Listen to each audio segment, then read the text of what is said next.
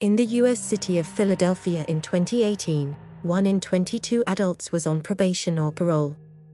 Among them was LaTonya Myers, who was facing almost a decade of supervision after a string of minor crimes. But a reforming district attorney, who started work the same year, has been reshaping the system, and LaTonya herself has become an activist for change. LaTonya woke up in the night to the sound of thuds and yells. Her mother's boyfriend had been growing increasingly abusive and unstable, and now he was dragging their bed out of the apartment and into the passageway outside. LaTonya crept out of bed and saw the boyfriend shouting and jabbing his finger at her mother's temple. "I thought I could protect my mom," she says. She picked up an aerosol can and hit him with it. He went to a payphone and called the police. "I thought that all I had to do was tell the truth and they would see that this man was abusing me and my mom," LaTonya says. Instead, the police took her away in handcuffs and charged her with first-degree aggravated assault. She was 12 years old. For 3 days she sat behind bars and cried the deep sobs of a child who doesn't know where her family is, or what is going to happen. "I remember being asked for my social security number. I was 12, I didn't know my social security number," she says. Eventually she was taken to a juvenile court and given a choice by a lawyer: plead guilty and be released on probation, or go back to jail for another 10 days and fight the case in court.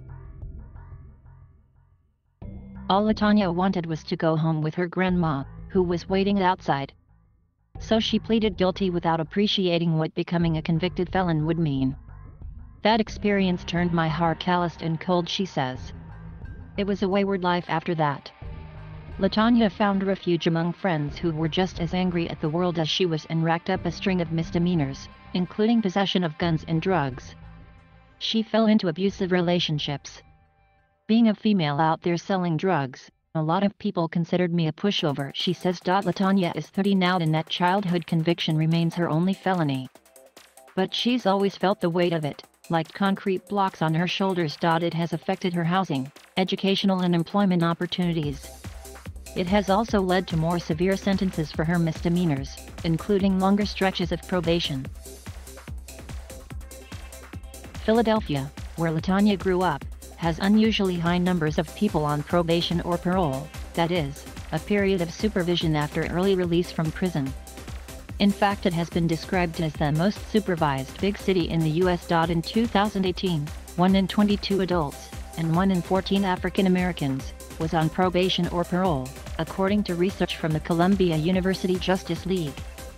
Pennsylvania, the state of which Philadelphia is a part, is currently the third most supervised state in the U.S.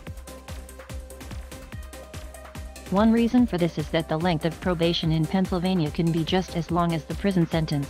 A 20-year prison sentence can come with 20 years of probation added on. This is a sharp departure from most other states, where probation time has set caps, usually one cap for all misdemeanors, and another cap for all felonies, says Kendra Bradner, director of the Probation and Parole Reform Project at Columbia University. Another difference between Pennsylvania and most other states is that people convicted of more than one offense can be made to serve each sentence in turn, instead of concurrently. And a judge can extend a period of probation if someone breaks the rules.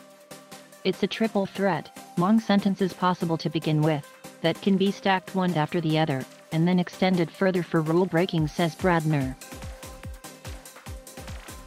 In 2018, more than half of state prison admissions were for violations of probation or parole. But in November 2017, a liberal lawyer who promised far-reaching reform of the criminal justice system was elected as Philadelphia's district attorney. Larry Krasner has called mass supervision the evil twin of mass incarceration, and he took aim at both. LaTonya followed Krasner's campaign from prison, where she was awaiting trial in a case resulting from false charges made by an ex-girlfriend. This time she had steadfastly refused to take a plea deal and was determined to fight the case. At the age of 26, LaTonya had already been living independently for 10 years. She had graduated from high school while successfully completing a drug treatment program. After that, she almost got a job as a university lab technician. The interviewers could see how bright she was, but the offer was withdrawn when they discovered her criminal record. She took a minimum wage job working as a security guard instead. It felt humiliating for my intellect to be overlooked, and instead I had to play into this macho stereotype, she says.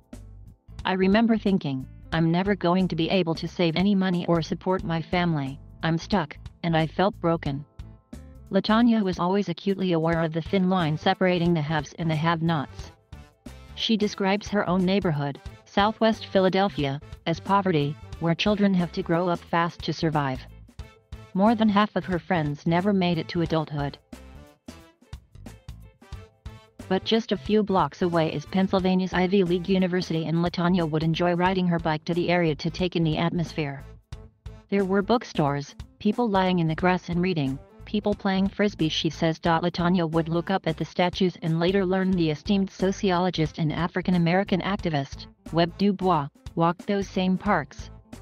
She says it gave her a love of learning, even though university wasn't an option for her. Now in custody again, LaTonya spent as much time as she could studying case law in the library. I learned how to impeach a witness and worked out how to win my case. My attorney became quite irritated because I kept sending the case law, she says. She also helped other inmates write letters to their judges. It was like a firestorm through the jail, everybody sending letters and filing motions, she says. LaTonya was finally acquitted after 9 months in custody, and this proved to be an important turning point. After her release, she landed a job at the Public Defender's Office, which provides legal representation to those who cannot otherwise afford it. She was its first ever bail navigator, supporting people likely to be held in custody because, unlike wealthier defendants, they couldn't pay to be released on bail. Her task was to gather information about the defendant and the alleged crime, including, for example, whether the individual had been acting in self-defense, which might help the public defender dissuade the judge from setting bail at an unaffordable level.